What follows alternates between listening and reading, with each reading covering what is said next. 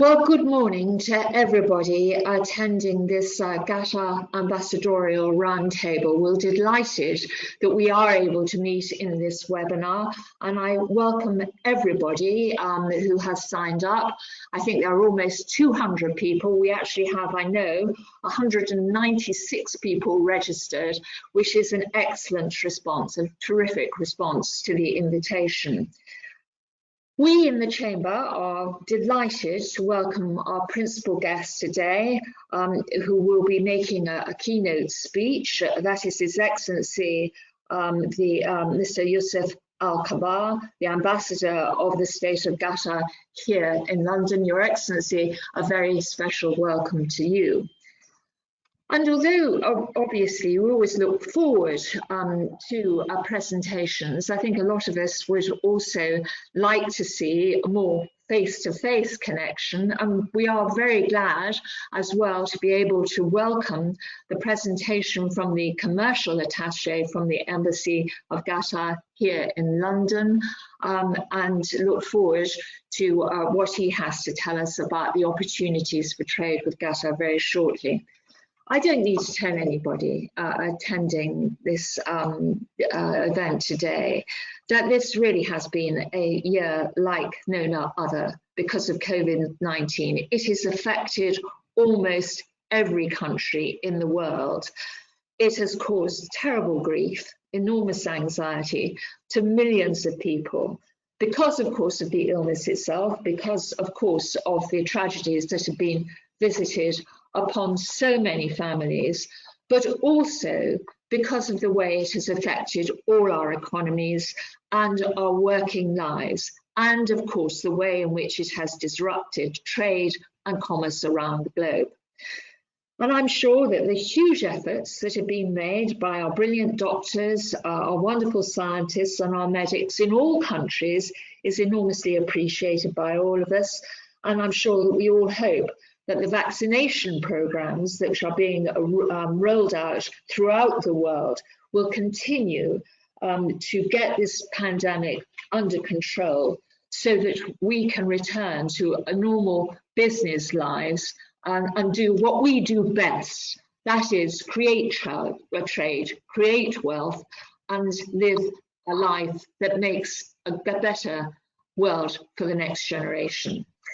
So the links between the UK and the GCC have always been very strong. I myself have visited Qatar many times, and I know from my time as a minister how much the UK values our friendship and our trade and our working lives together. Indeed, the ABCC, our working motto is friendship through trade. So I hope that today we will strengthen those bonds further through this webinar, and that we can all look forward to meeting in person in the very near future, because meeting in person is really important, and it's very important to our business relationships. We in the Chamber look forward to welcoming our friends from Qatar as soon as the restrictions permit. And now, if I may, I would like to turn to my Secretary General to give his welcome to all of you who are attending. Mr. Bandar Reda, perhaps you'd like to say a few words now. Thank you. Thank you, Baroness. Well, basically, I had few words written for me to read off, but I think I'm just going to speak out of my heart. Seeing two of my dearest friends, His Excellency Ambassador Yousef, as well as Mr. Abdulla. We've worked so much in the past, and we've worked hand to hand in promoting Qatar as well as the UK.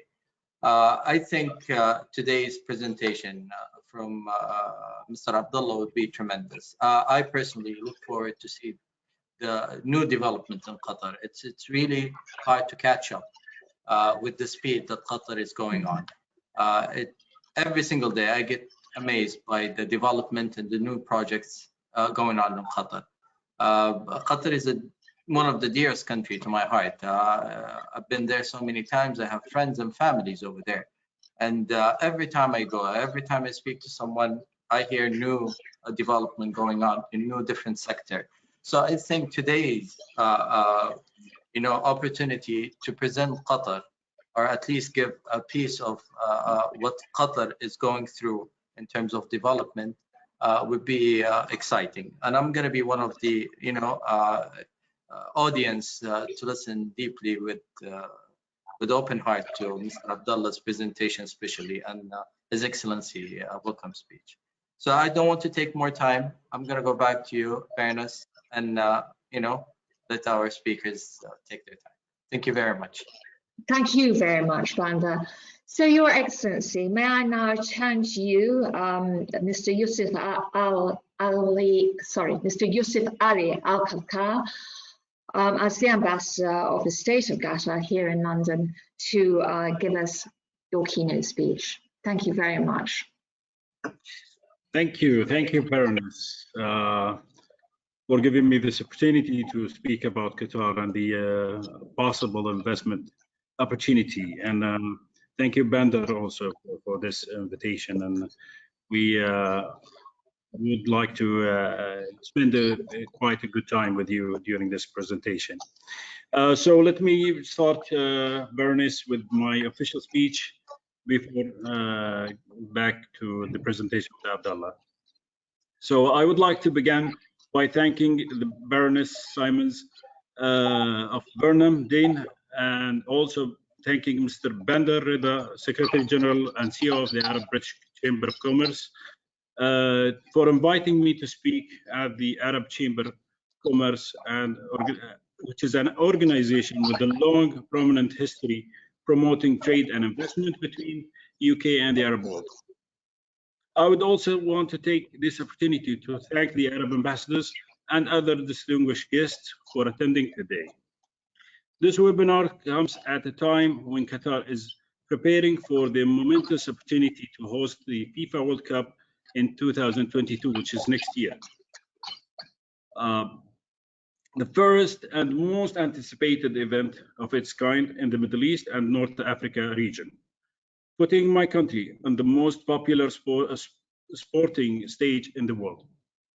At the heart of Qatar Vision 2030 is the achievement of the sustainable economic, environmental, and social legacy for Qatar. Hosting the FIFA World Cup 2022 brings with it a wealth of economic activity, including but not limited to large infrastructural projects, transports, connectivity, and many more. And I am delighted to point out that UK business are actively participating in creating this legacy. Indeed, there are many reasons to invest in Qatar. In 2019, Qatar was rated as the most innovative economy in the Middle East. We also rank highly across a range of global competitiveness metrics, from LNG productions to exports, and we are ranked the 8th in the world in digital technology and innovation. In fact, Qatar is leading in internet penetration and ranked 4th in the financing of small and medium enterprises. This is supported by robust network infrastructure that connects Qatar digitally and physically, internally and internationally, from transport to next generation 5G. We also take a great pride in Qatar's educational sector. Our research programs and business acumen are transforming Qatar into a knowledge-based economy. We have a growing number of women enterprises, evidenced by establishment of Qatar Business Women Association in 2000. Women are integral part of contributing to Qatar's business profile locally and internationally. In terms of our workforce, around 59% of women in the country are employed and working, compared to the MENA average of 25%. Moreover, our health system has been ranked the 5th in the world, along with our venture capital availability.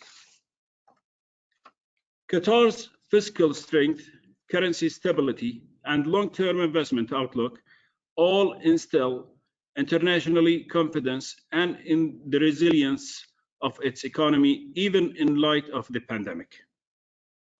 In the field of energy, as many of you will know, we are the largest producer and exporter of liquefied natural gas in the world. South Hook LNG terminal in Wales is a good example of some of the bilateral investment between Qatar and the UK, providing an equivalent of 1/5 of the current UK natural gas demand. Beyond fossil fuel, we in Qatar are continuously focusing in diversifying our economy and reducing reliance on these resources. In fact, this year, we'll see the launch of Qatar's first large-scale solar power plant in Al-Khater. It will provide sustainable, affordable, and clean energy to industries, services, and individuals through the Qatari grid. Furthermore, the UK expertise and leadership in the green finance sector, something we strongly desire to partner with and benefit from.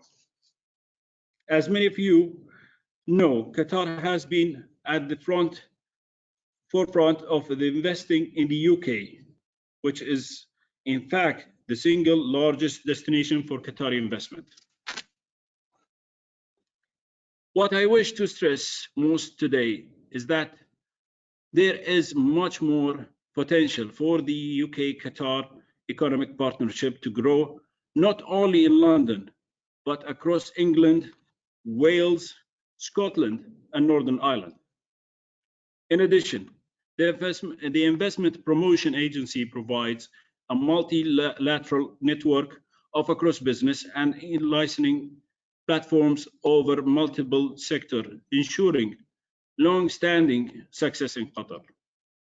I would also like to add that the establishment of Qatar free zones offers flawless trade hubs and routes via sea, air, and land, which connect all corners of the world through Qatar. Qatar provides not only welcoming business, but also cultural environment for investors. Expats, who make up 2/3 of our population, have the opportunity to experience a rich and varied cultural life in Qatar, whether through visiting world-renowned museums, art galleries, or enjoying the country's rich hospitality. Qatar provides a safe and family-friendly place to work and live in. From my personal experience as ambassador to the UK, I can tell you that our countries are both eager to take our economic relationship to the next level and to intensifying trade and investment. Our cooperation must continue to all areas. We must be constantly, and collectively receptive to any ideas and embrace the science and technology that will benefit future generations in the UK and Qatar sustainable. Thank you, Baroness.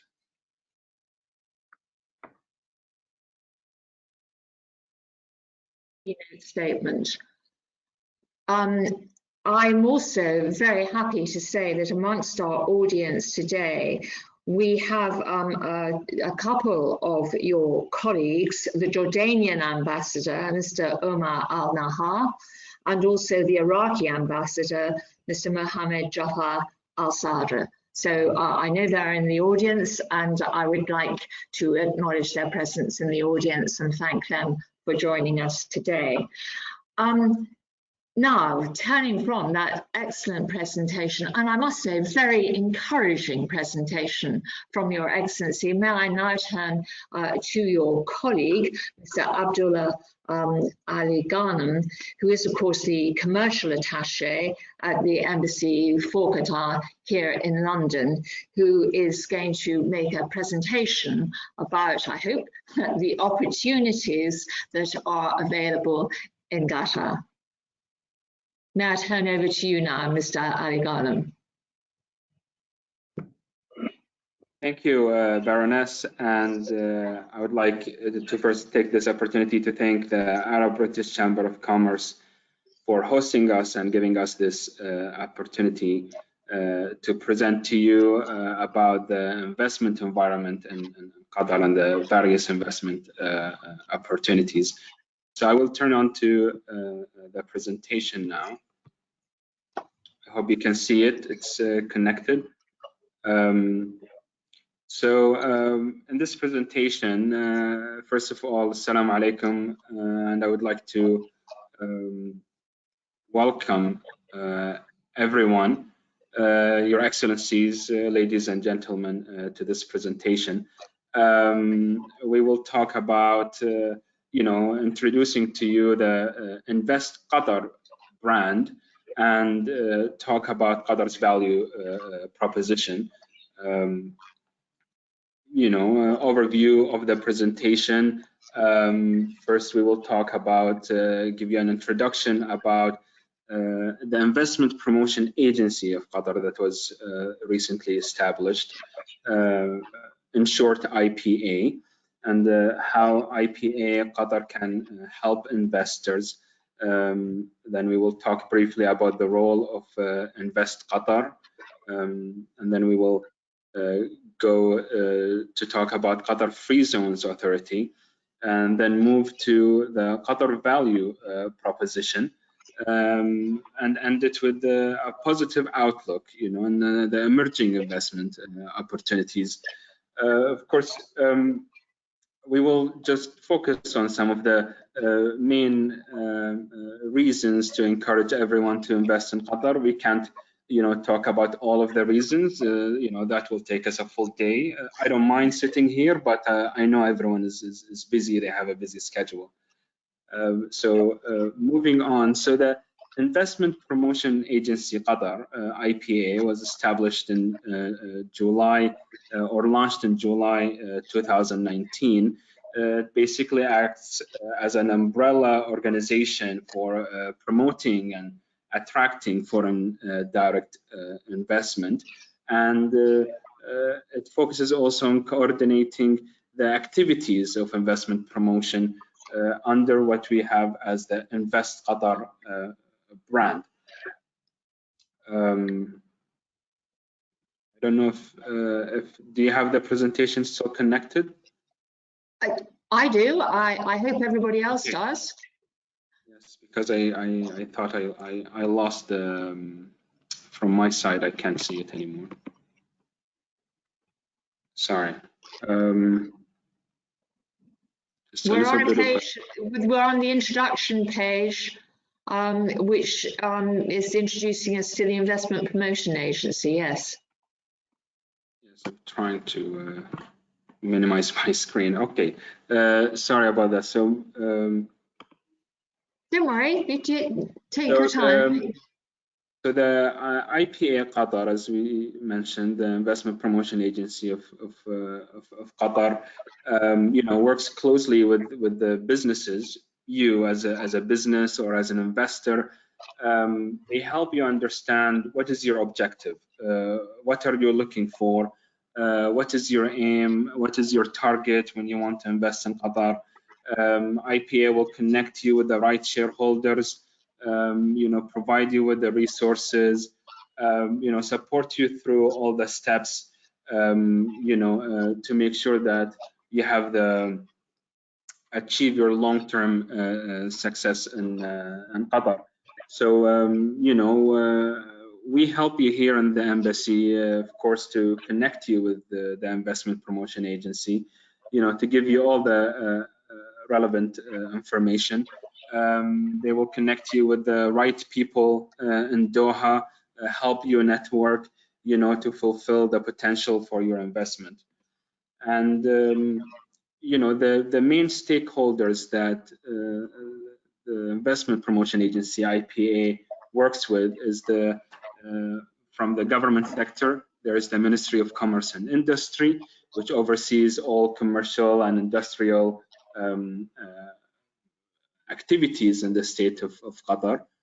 We have the Qatar Free Zones Authority, which is you know, operates as a free zone, focusing on logistics, chemicals, maritime, and emerging technologies.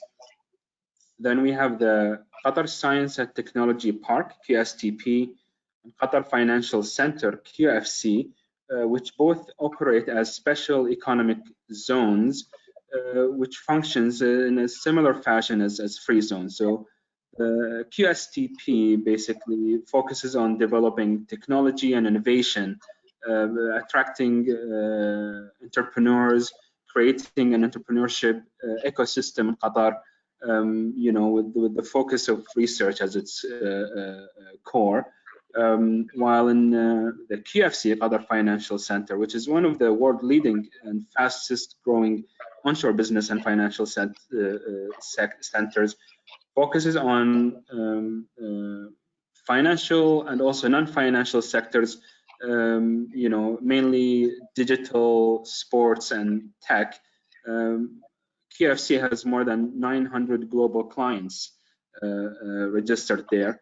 And in fact, if you go to these free zones or economic zones, you go to their websites, you can find a public registrar of all the companies that are enlisted there, just to have an idea of the type of and level and size of companies that these economic and free zones attract. So just going briefly to talk about the Qatar Free Zones Authority, we have in Qatar 3 free zones. We have the airport free zone at Ras Abu Fantas, which is located right next to Hamad International Airport. We have the port free zone at Al Hol, which is located right next to Hamad Port. And then we have the QFC downtown solutions at Musharraf, which is at the heart of Qatar. And this will be the home of Media City, and it will also focus on companies from the IT sector. So now the main focus of this presentation, which is the Qatar value proposition. So His Excellency, the Ambassador, mentioned some of the numbers, you know, and I will go through some more numbers. Qatar as a competitive economy ranked number 3 regionally as per the the Global Competitiveness Index, with a forecast of improvement in the near future. We have a very stable and young population. So we have 42% of the population in Qatar is under the age of 30 in 2019. Qatar ranked as the 3rd in for impact of tax and business, according to the World Bank Doing Big Business in 2020. It is the number 1 in the Arab world in entrepreneurship focus. High quality education, 5th ranking globally and the top of the region. In terms of the efficiency of the effective government, it is ranked number 9 public institution globally, which highlights the government effectiveness.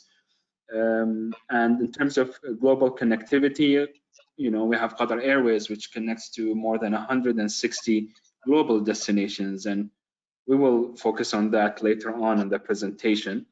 And in Qatar, we rank number 2 in, when it comes to network readiness in the Middle East. Of course, we have our knowledge, connectivity, natural resources, cultural resources, as His Excellency pointed out, and our capital resources. We will discuss more of that in the next slides. So when we talk about the economy, Qatar ranks as the 4th globally in terms of the highest GDP per capita. But of course, as many of you know, that it ranks number 1 when it comes to GDP PPP per capita. The projected GDP growth in Qatar, after a crazy year of pandemic last year, it's 2.4 in 2021. And we expect even more growth in 2022, which will reach 3.6%. We are the number 1 LNG exporter in the world, with the 3rd largest reserve of natural gas. The annual production of LNG is 77 million tons, which will expand to 110 million tons by 2023. Qatar is known to have a very high credit quality. We are the credit is AA from S&P and Fitch, AA3 from Moody. It's always the forecast is either stable or improving. We are number 1 in the Middle East in terms of global finance safety index, and we are the 4th most attractive global destination for talent, something that we pride ourselves with. In terms of knowledge, as we mentioned, we're number 1 global entrepreneurship index in the region. We have world-class healthcare and education system, as pointed out by His Excellency. And Qatar, of course, has invested heavily in infrastructure, more than $200 billion in the build-up to the World Cup. But of course, the World Cup is just the beginning. Now we're already looking beyond the World Cup of 2022. We have unparalleled connectivity. We are leading the world in infrastructure in 5G leadership. We're ranked number 4, 99% internet penetration. Qatar has extensive international trade agreements, be it bilateral investment agreements, free trade agreements, and double taxation agreements, which we will talk about later as well. So if we want to talk about the connectivity of Qatar, or the location of Qatar, as you can see here in the map, Qatar is very much geostrategically located, very much in the crossroad of global trade. So within 8 hours from Qatar, from the capital Doha, you reach more than 60% of the world population, which is an amazing number. And so you can see, with these big circles, that just 5 days sailing, you can reach more than 2 billion people. And then, as mentioned, 8 hours flight, you can reach more than 60%. And all of these blue dots are basically the destinations that, Qatar Airways and Hamad International Airport are directly linked to. And this gives us a very unique opportunity in Qatar to, have more access, market accessibility and connectivity. So in Qatar, we look at this, how we can connect different parts of the world. We, as a central location in the world map, connecting the Asian market with the US market, expanding on the capacity and shortage of trade routes, with the help of Qatar Airways, of course. And then, leveraging our geographical position, we can connect also Asia to Africa.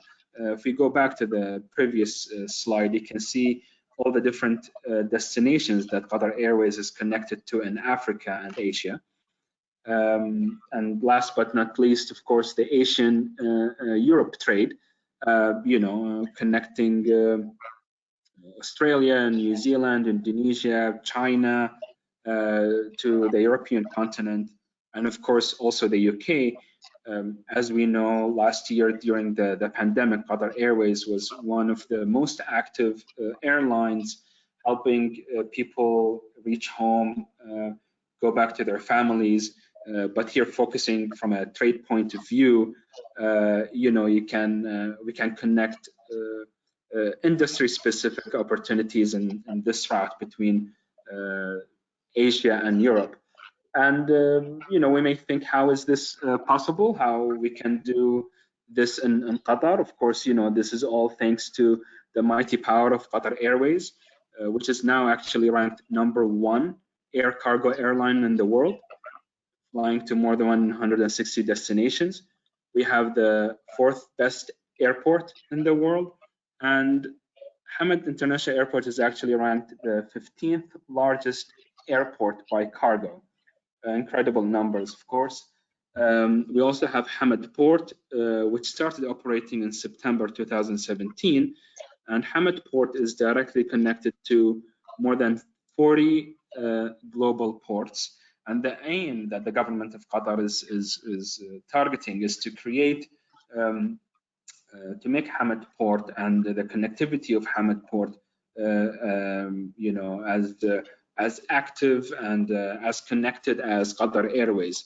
So we have Qatar Airways flying the skies, and we want to have, you know, our shipment fleets, you know, basically crossing the seas. So, you know, then moving on to more, you know, how we can attract you, you know, if, you know, tell you more numbers. So in Qatar, starting from January 2019, foreign investors and businessmen can own 100% of their business across all sectors except the financial sector. We have one of the lowest corporate taxes in the world, and you can, with zero tax on personal income. Of course, even the corporate tax rate can be waived. You can get corporate tax holiday. As you have seen, we have economic zones, and these economic zones will keep expanding. There is no quantitative quota at all when it comes to importing machineries for your projects or business, raw material as well.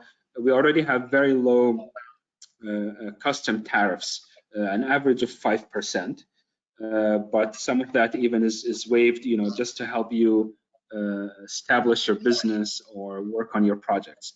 We have strong protection against expropriation. Qatar has bilateral investment treaties with most of the countries around the world.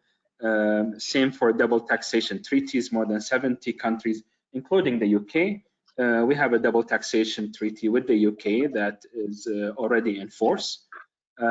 Easy access to funding and equity participation. I think also it is important to mention that very recently the Shura Council in Qatar has approved a draft law to increase foreign ownership of listed companies in the Qatar Stock Exchange to 100%. Now it lies at 49%, but in the near future, foreign investors can own up to 100% of listed companies in the Qatar Stock Exchange. Qatar also has recently enacted a law to allow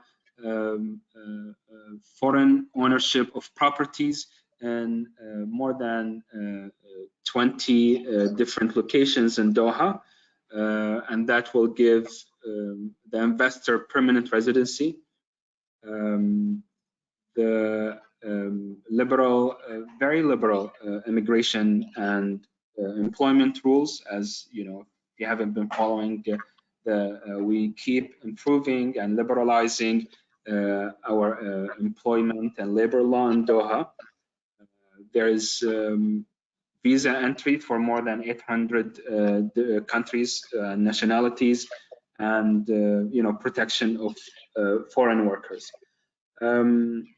Also, talking about the recent laws that have been approved here in Doha, I mentioned the ownership of listed companies, but just last month, actually the Shura Council approved a draft law on establishing a court for investment and commerce. So in Qatar, very soon, we will have a special court to basically look into dispute between investors and businesses. We already have a specialized dispute basically centers, one in the Qatar Financial Center that I have mentioned before, and one in Qatar Chamber of Commerce. So we already have these two, but we will also have a third one focusing on investment and commerce. Moving on, and I am aware that soon we will run out of time, and I would like to give more time for people to ask their questions. Yes, so what are the investment opportunities? What are the sectors that we focus on here in Doha? As part of Qatar Vision 2030, one of the main pillars, the economic pillar, focusing on the economic growth and diversification, away from the oil and gas sector. We like to develop new opportunities for international companies, who would like to do business in our country. So as you see, these are some of the focused sectors: infrastructure and logistics, the financial services across the board, which mainly Qatar Financial Center can really help you, through these services. The entertainment service, another sector that is open 100% for foreign investment. Technology across the board, high tech, fintech, health tech, agricultural technology, advanced manufacturing. We like to focus on and attract investors who like to do projects that are more technology focused and intensive rather than labor intensive. The tourism sector, which is flourishing in Qatar, pharmaceutical and agricultural sector, which we already have many basically cooperation and joint projects between Qatar and other Qatari businessmen and British companies in the agricultural sector. As a net food importing country as Qatar, food security is an important project, and so we know in the UK specifically, technology and the agricultural sector is flourishing. So we always look for these opportunities. I think I will stop here as we are reaching the 11:40 clock. If you need any additional information, you can contact this email, info@invest.qa, or visit www.invest.qa. You can also contact the embassy. If you have any questions. I would also like to point out, if you go to this website and click on media, you can reach a detailed investment guide, more than 70 pages, to guide you through investment in Qatar. So, if you are looking for a specific information that I have mentioned, of course, feel free to ask. But that extensive guide is very useful, and I encourage everyone to visit the website and look at the guide. It's available in English and in Arabic. So I think I will stop here, and if if there are any questions, I'm happy to answer them.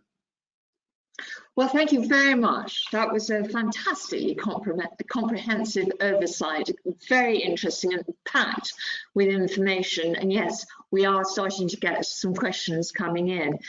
I think the first one, though, is directed to Your Excellency, the Ambassador, and it comes from Mr. Mark Schooler, who is Director of Protect and Prepare Limited, who says that they have done quite a lot of work in Qatar. It goes on to say, with the Supreme Council to develop, the Qatari emergency services, they've worked with them, interoperability principles in Doha, and very importantly, over the preparedness for the FIFA World Cup, and with the National Command Centre, police, civil defence, and the ambulance system. They've obviously got fantastic contacts. The question he wants to put to Your Excellency is, when do you expect the barriers to open up? It's coming back, of course, to the question of COVID, because COVID has stopped this small company being able to get to Doha because of the restrictions within both our countries, not just yours, ours here too. Do you have any idea about when those restrictions are likely to be lifted for the business community? Thank you, Baroness. I think this is an excellent question, where we just, as individuals, with that we want to have to find an answer, but with the keep those variants changes that raising the awareness on our both countries and the rest of the world that that the defined time is not clear yet. Hopefully that with the vaccination and the continuous program in our nations to fully vaccinate the people would encourage all of the rest of the world to open their borders for the commercial and trades and exchange, the visits between the countries. Having said that, now the numbers in Qatar is very low. We passed the second wave, thank God that we are now looking forward to release some of the rules there, hopefully in the next couple of weeks. Looking forward for the going back again to a normal life. As I said, the vaccination, Qatar has reached now more than 60% of total population vaccination with two jabs of the vaccine. For the plan is by October, hopefully that will be up to 85 to 90% of the population is being vaccinated. And that will allow more to open and release some of this restriction over the borders and having our normal life back again. Looking forward, as you said, Baroness, it's a matter of the biosecurity committee on both countries and the rest of the world to study and evaluate the numbers based on the new variants. Absolutely. And as I'm sure all the British participants and listeners to our conversation will know, we in the United Kingdom are due to have the next announcement of whether there will be any further relaxation on the 21st of June. So we will have more about relaxation at home, but I expect more about international travel as well, because there are many, many people who are, of course, very interested in when the restrictions are going to be lifted. Next question I have here is from Mr. Moses Solomon, who is the chairman and CEO of CBH Inc. And he's very interested in public-private partnerships and in the mega projects around public-private partnerships, because of course he says these create sustainable and self-reliant economies. and I think this question is directed at you, Mr. Alghanim. How open is Qatar to form alliances in PPP as part of Qatar's domestic and global investment strategy? So PPP partnerships, how open can they be to those sorts of alliances? Yes, so Qatar actually recently enacted a law basically related to PPP. So we have a PPP law that was issued in May 2020. So just marks 1 year last year. Basically regulating the partnership between private companies and public, the public sector. There is now the focus is on the education sector and the health sector, building of schools, building of hospitals, but then we also have infrastructure projects, and then the focus will be expanded to other sectors. We do, from a legal point of view, we do have the law regulating PPP. We do have public-private partnership, private-public partnership projects already in Qatar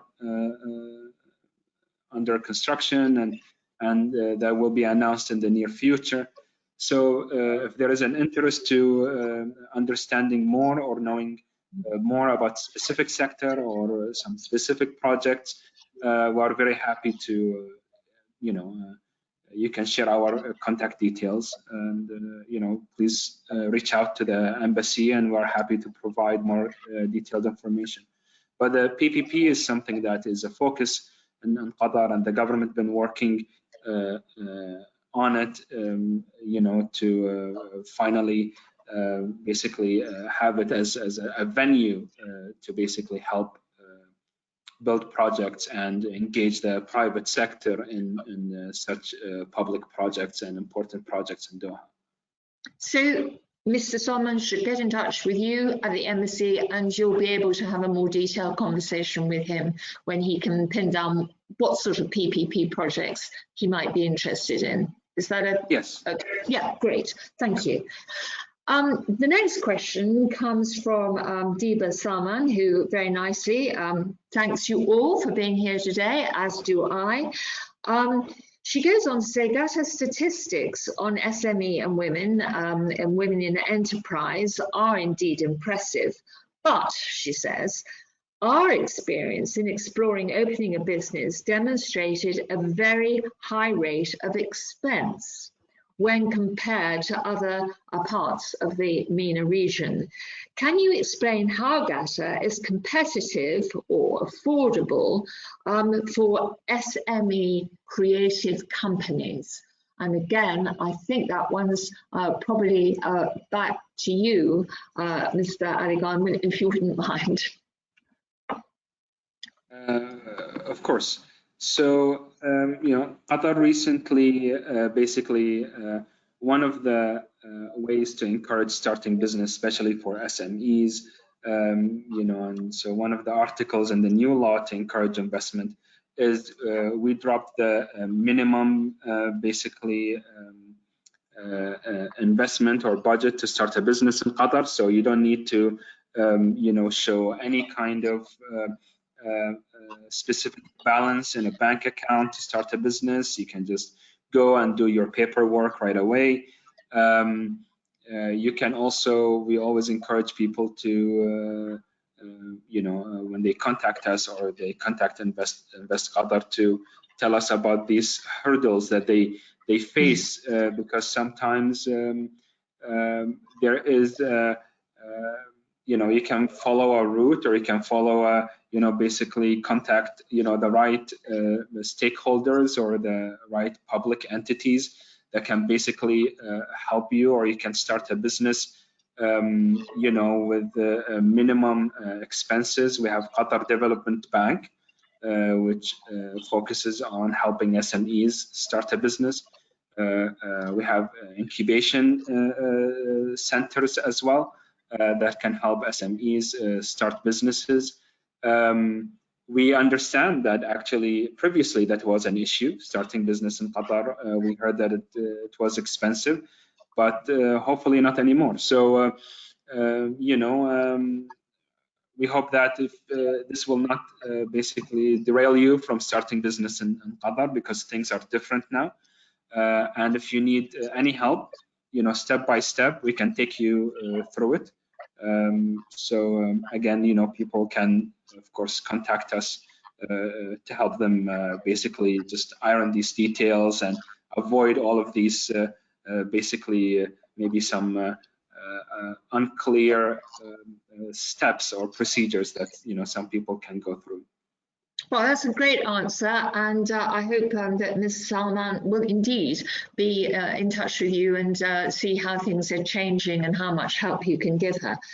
Next question comes from James Thomas, who says, for UK businesses that are not currently working in Qatar and do not have professional relationships with Qatar, how would you suggest such a business reach out to find suitable partners?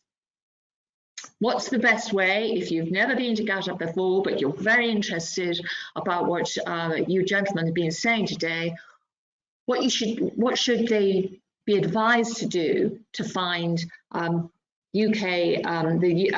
UK business finding suitable partners in Qatar? Okay, well, so there is more than one venue, I can mention 2 or 3 options, for people who would like to take notes. I already mentioned Invest Qatar, so invest.qa, which is the umbrella for promoting investment in Qatar and doing business. They can connect you to the right stakeholders. Another option is basically we have the single window, which is in the Ministry of Commerce and Industry. So if you Google single window Qatar or single window business Qatar, you will get the link, and it's basically this one-stop shop. You can reach out to them, and they take you by the hand, step by step, exactly what you need to do. They connect you to potential business partners as well. And a third option, also our good friends at Qatar Chamber of Commerce, also, as who represent the private sector. So also, you can reach out to them. That's the third venue, and ask them that you're looking to do business in specific sectors about specific project, and of course they will link you and they will share your information with their list of membership and connect you with the right members in Qatar Chamber. So these are 3 options, and of course you can contact us at the embassy and we can help you. So lots of different channels to be used, and thank you very much for reminding everybody that the Arab British Chamber of Commerce is here to help you as well, and that we can provide a lot of connectivity through our contacts with the embassies and with our contacts direct into the countries concerned. But very good to hear that so clearly stated from Qatar. Thank you very much. The next question comes actually from an old friend of mine, Michael Thomas, who is the chairman of Pathfinder Trade and Invest, and who knows the Middle East region very well indeed. He says, my company Pathfinder has a very successful track record of taking trade delegations to Qatar for many years. He says our last delegation pre-pandemic was very well received and consisted in investors, in developing, in education and training.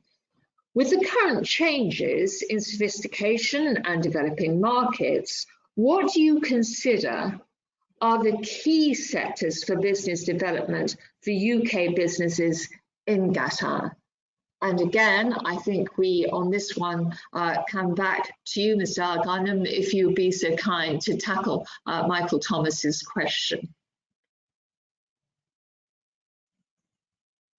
Yes, of course. Well, first, I'd like to thank him, for his interest and his, always assistance, having trade missions in in Qatar, and the name of the company definitely rings a bell.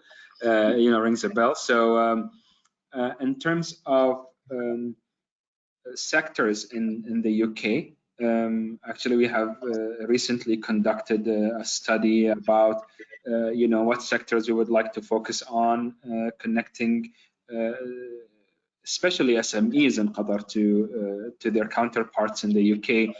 And we are aware, when we talk about the UK economy, we're talking about majorly the focus on services sector.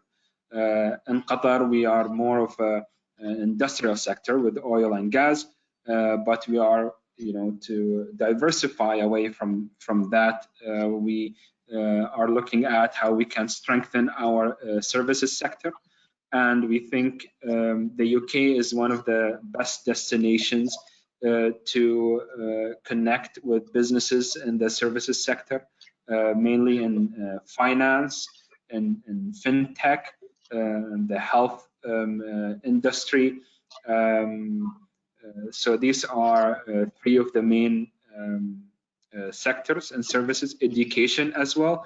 We have a number of British and English schools and universities in Qatar already, but now also with the pandemic, there is more focus on technology that helps with education and health, distance learning, distance basically healthcare and health appointments.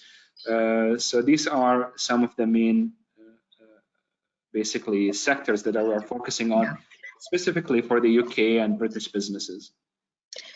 I've got a lot of questions coming in now because you clearly excited a lot of interest.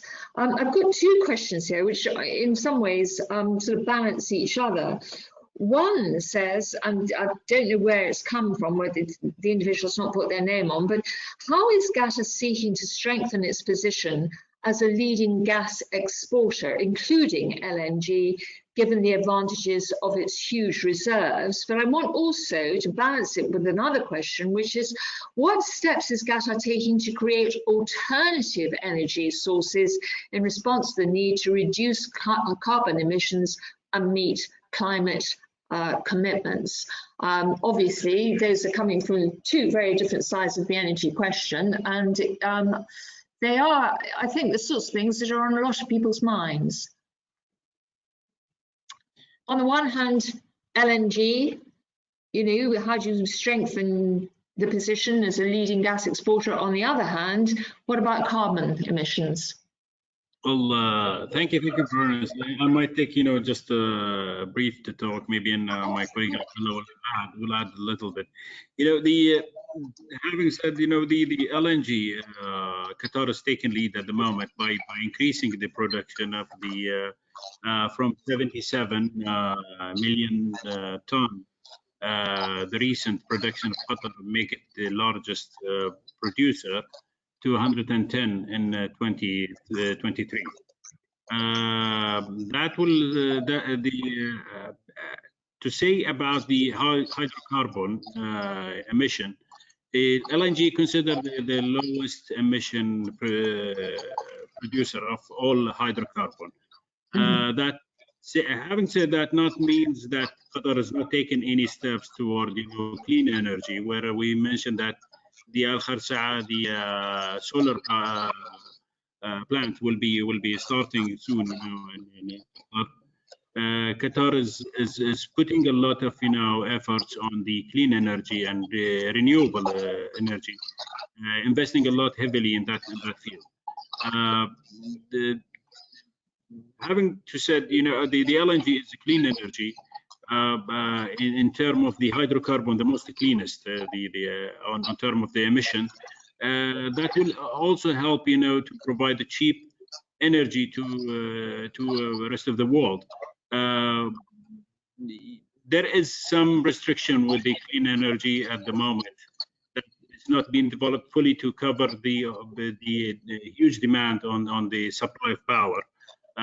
We appreciate that there will be new researches working in that field, and we are working in Qatar toward finding a solution for the renewable, sustainable energy. But Qatar is dedicated to that goal, and will continue to work. Not Al-Khater power plants, but will be another plants in the future. And solar, wind will is been in our consideration. Qatar is working in Qatar Foundation. There is a lot of research about the renewable energy, and there is projects going in the future. Maybe my colleague Abdulla would like to add something about this. Thank you, Your Excellency. Just maybe only two small points, which is, recently Qatar has opened its metro network in Qatar, which is run by electricity. It's clean energy, and also the bus links and public transportation is slowly shifting to being run by gas or electricity. And as many know, that Qatar 2022, the World Cup, the FIFA World Cup, will be the first carbon neutral World Cup. So these are just a few examples, just adding to what His Excellency the Ambassador mentioned. Thank you very much. Now, there's an interesting question come in about Qatar's interest in UK markets, turning it round a bit. Your Excellency, could you comment on the importance of the UK market to Qatari investors, and what aspects of the UK economy are of greatest interest to investors from Qatar? I don't know if you want to answer that, or whether it's one for Mr. Abdulla. I can take the lead to answer on this, and then I will continue. My colleague Abdulla might add more. Well, thank you, Baroness. I think my speech I forward how much important the UK market for us. Many brands here that can mark Qatari investment, from Shaw to Harrods, Chelsea Barracks, South Bank. A lot of projects here is showing the Qatari interest in of the investing in economy. That's make it the largest single investment for Qatar outside. Qatar is in the UK. It's very important. This is for the government and the public sector, but also individual investors are looking for opportunities, are continually looking for opportunity to invest here, not just in real estate, but also in some other projects. But having said that, there is also an interest on the program of vaccination in recent research on Oxford or other companies here, where we can find a solution. Qatar is interested in investing in these fields, so there is a lot of interest of investing in different sectors, technology, fintech, like my colleague Abdulla says, and the other programs that Qatar is looking forward. Especially post-Brexit, there will be a lot of cooperation between Qatar and UK in that regard. Maybe my colleague Abdulla would like to add, maybe.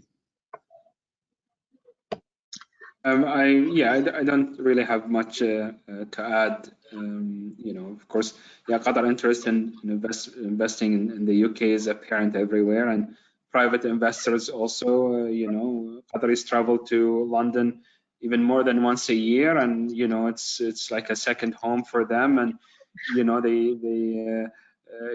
invest in real estate, they invest in businesses, healthcare, technology, everything they see that is fit their portfolio as well as a company. There is always an interest for that.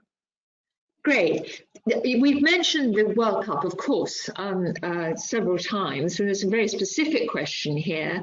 about in what ways is the preparation for the 2022 FIFA World Cup helping to drive forward Qatar's economy in opening up new opportunities, but very particularly, how are UK companies contributing to this, and what opportunities for investors into the efforts over the 2022 World Cup, what opportunities are still available for investment? Well, Baroness, based on some of the statistics that we had before, that there was more than 915 British companies investing on the projects, and that was in 2019. There might be more companies are investing, and that was in 2019, I think, worth of 1 billion of trade on that regard between companies working in the World Cup projects. There will be continuously opportunities. The World Cup, of course, most of the stadium almost finished, but there's still some of them about to finish, by the end of this year. To be ready for the World Cup, but there will be continuously opportunity. Qatar infrastructure project is open, and then Qatar plan vision for 2030 and more other projects in infrastructure, which is greater than the World Cup project, will be open for the companies to participate in those projects. There might be something to add from my colleague Abdulla on the available opportunities for the companies. Yes. So now I believe the Supreme Committee for the organizing the World Cup, they are now finalizing, I believe, the final wave of tenders and projects, because the World Cup is just in 1 year. And everything needs to be finalized, but there are a lot of support projects. We don't want people to focus narrowly on the World Cup, as it's going to happen just in 1 year. There are a lot of support projects in transportation, logistics, entertainment, even healthcare, technology. So all of these are projects that are available, support projects that are there. They will remain to be there. Qatar will host more mega projects, sports projects, and mega conventions and conferences. So the World Cup, as big as it is, as important as it is, it will be, we will have it, inshallah, next year. And then we will move forward, with more business opportunities. So the door is open and the opportunities are there for anyone who is interested, and we can help them, just reach their investments potential. Thank you. Now, gentlemen, we've got about 5 minutes left. There are lots of questions. I am going to select a couple of them, but just remembering that we do only have about 5 minutes left. His Excellency mentioned Brexit a while ago as an opportunity, and certainly there will be opportunities for bilateral trade agreements, absolutely right. But the question is, has the UK's leaving the European Union had any impact on attitudes of Qatari investors and the prospects for attracting them to be new investors in this country or to continue with their investments? So has there been a downside in investment from Qatar into the UK because of Brexit? I don't think so. There is an impact, because the interest of investors in Qatar is not being built on the Brexit. It's built on the strength of the economy of the UK and the opportunities here that provided by the British economy is attracting the Qatari investors. Maybe just only the pandemic that has an impact, not the Brexit itself. We will see, hopefully after we recover from this pandemic, that we'll see the interest of investment will be more directed to here to UK. There will be a new opportunities on the market that will attract many Qatari investors. As I mentioned just a while ago, the investment in the development of the vaccination and the companies of the vaccination and the pharmaceutical companies are increasing there in Qatar. That will be an opportunity to discuss, but the Brexit will be considered as an opportunity. I know that bilateral and multilateral through the GCC also discussion of the free trade agreement is going on that will bring more opportunities in the future. Thank you very much, Your Excellency. Now, this is the last question I'm going to put. Although there are, as I say, many more, and we might be able to speak later about them and address them through our journal. What are the advantages and incentives to firms looking to set up business in Qatar? And I think in many ways you've actually answered that, Mr. Abdulla.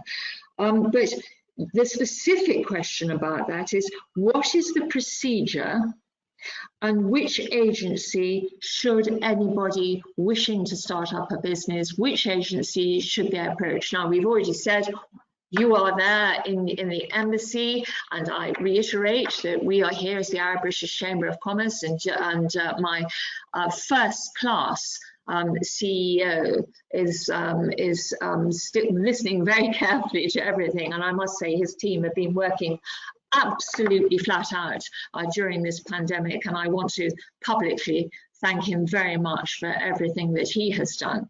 But from your point of view, Mr. Abdulla, what would you say was the best approach if you want to get started up in Qatar? Yes, I think, as I mentioned before, there is the two maybe organizations that can really help a potential investor go step by step. There is the invest.qa, which is the Invest Qatar brand that we presented about today, and there is also the single window, which is the business single window of Qatar. I don't have the address, the link on me now, but if you Google, single window business Qatar, you will get the link. There are contact details. This is the single window and the Ministry of Commerce and Industry, and their job is to help you understand how to start a business, but also help you take all the steps. They will assist you with every step, even filling the applications and submitting them and reviewing them, and all the steps necessary until your business is actually established. And then in terms of incentives, something that we sometimes forget to mention also is that Qatar ranks as sometimes either number 1 or 2 as the safest country in the world. It is very safe to be in Qatar. It is one of the most family-friendly destinations. It's a very safe, family-friendly place to live, to bring your family if you want to start a business. If you want to live there, it's easy to employ as well. Zero income tax, 10% corporate tax that can easily be waived if you submit a request to the Ministry of Commerce. We have the free zones, we have the special economic zones, and as we mentioned, the connectivity. If your business is based in Qatar, and Qatar is a small country, so when we encourage you to start a business in Qatar, we're not asking you to cater to Qatar only. We're asking you to establish a business that can then, we help you to export outside of Qatar. you know, with the help of Qatar Airways, the free zones, the Hamad port, as we saw, in terms of connectivity, you know, you can reach more than 60% of the world population, more than 160 destinations through Qatar Airways, more than 40 ports through Hamad port. So, you know, just come start your business and start exporting. It should be as simple as that. And if you face any issues, you know, we're here to help. Great answer. Thank you very much indeed.